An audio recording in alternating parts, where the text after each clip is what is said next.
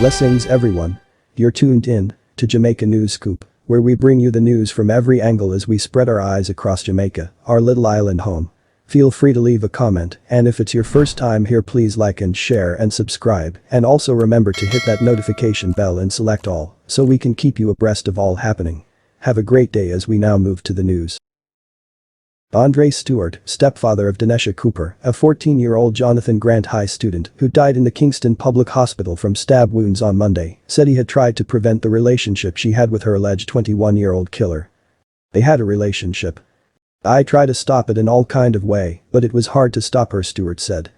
The relationship kind of break up, and since that, him not steady even try to kill himself, he continued.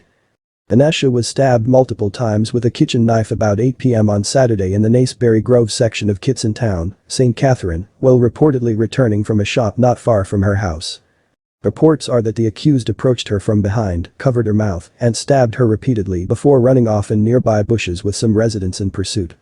The injured teen was taken to the Spanish Town Hospital and later transferred to the Kingston Public Hospital, where she succumbed to her injuries yesterday morning. From the other day I have been trying to protect this little girl. I told her when she have to go to the shop, I will follow her. The one time she go to shop by herself, this happened, said a grieving Stewart, adding that the accused had started to stalk Danesha.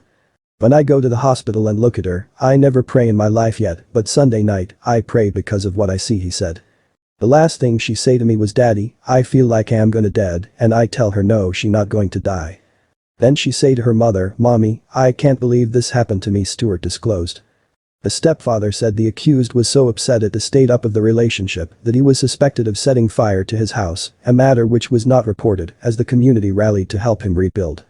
Danesha's mother, Sashane Tullich, was consumed by grief and could hardly utter a word as friends and relatives consoled her yesterday. She denied that her daughter was in a relationship with the accused. "She not in a no relationship. He want to be in one with her, but I tell her to avoid him.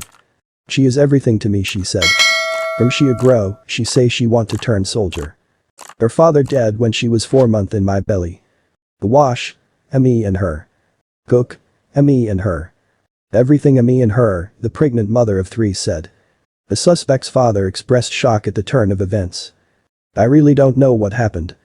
He is a good boy who is humble and have manners to me. I taught him many skills so he can be a man," he stated.